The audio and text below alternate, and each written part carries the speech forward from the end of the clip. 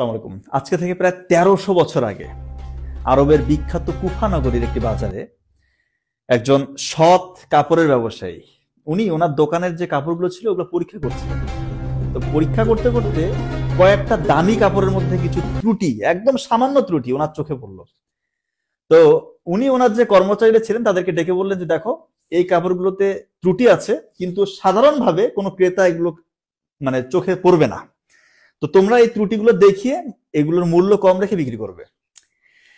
কিন্তু দুর্ভাগ্যবশত ওই কর্মচারীদের ভুলে কাপড়গুলো বিক্রি হয়ে যায় কোনো ত্রুটি না দেখিয়েই।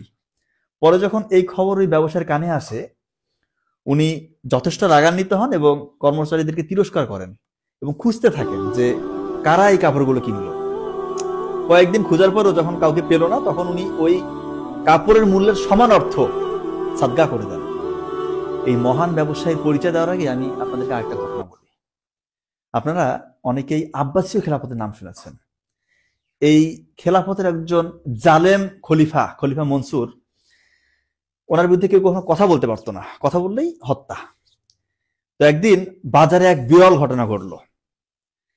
দেখছে যে ওই সময়কার একজন বিজ্ঞ আলেম, যিনি সবার কাছে গ্রহণযোগ্য ছিল, ওই ব্যক্তি খলিফা মনসুরের বিরুদ্ধে কথা বলা শুরু করেছে। তো খলিফা মনসুরের যে লোকজন, তারা ওনাকে গ্রেপ্তার করে খলিফা মনসুরের কাছে নিয়ে গেলেন। খলিফা মনসুর বললেন, কি হয়েছে? যে উনি আপনার বিরুদ্ধে কথা বলছে। কি ব্যাপার, আপনার সমস্যা কি? বলেছে, আমাকে তো হক কথা বলতেই হবে। বলছে, ঠিক আছে, ওনাকে জেলখানা নিয়ে যাও। জেলখানায় নিয়ে যাওয়া হলো। কয়েকদিন পর খলিফা মনসুর আবার ওনার কাছে গেল যে, দেখেন, আপনি আমার বিরুদ্ধে কথা বলা বন্ধ করেন, আপনাকে আমি প্রধান বিচারপতি হিসেবে নিয়োগ দিই।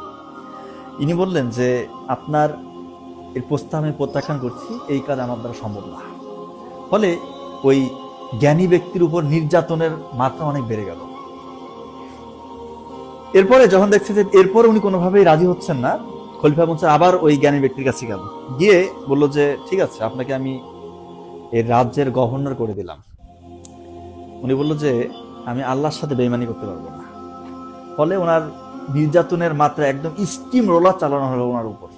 এক পর্যায়ে ওই নির্যাতনের শিকার হয়ে উনি ওইখানেই মৃত্যুর কোলে ঢলে পড়লেন, আর কি মৃত্যুবরণ করলেন। তো এই যে ব্যক্তি এবং ওই যে সৎ ব্যবসায়ী, এই দুই ব্যক্তি কিন্তু একই ব্যক্তি, এবং এনার নাম শুনলে আপনার অবাকই হবেন। ইনি হচ্ছেন ইমাম আবু হানিফা রহমতুল্লাহ আলাইহি। দেখেন, আপনারা জানেন যে ইনি অনেক অসীম জ্ঞানের অধিকারী ছিল। শুধু জেলখানায় বসেই উনি প্রায় ১৩ লক্ষ মাসালা লিপিবদ্ধ করেছিলেন। আল্লাহ তাআলা ওনাকে অনেক অনেক বেশি জ্ঞান দিয়েছিলেন। তো আল্লাহ তাআলা কাউকে যখন জ্ঞান দেয়, উপকারী জ্ঞান, এমনি এমনি দেয় না।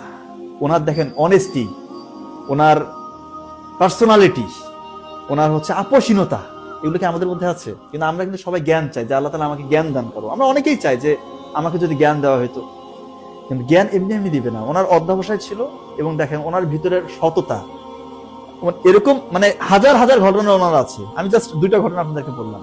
তাই আমরা যখন আল্লাহ তাআলার কাছে চাবো, জ্ঞান চাবো, সেই হিসাবে আমাদের মনটাকে পরিষ্কার করতে হবে। তাহলেই ইনশাআল্লাহ আল্লাহ তাআলা আমাদেরকে উপকারী জ্ঞান দিবে। ধন্যবাদ সবাইকে।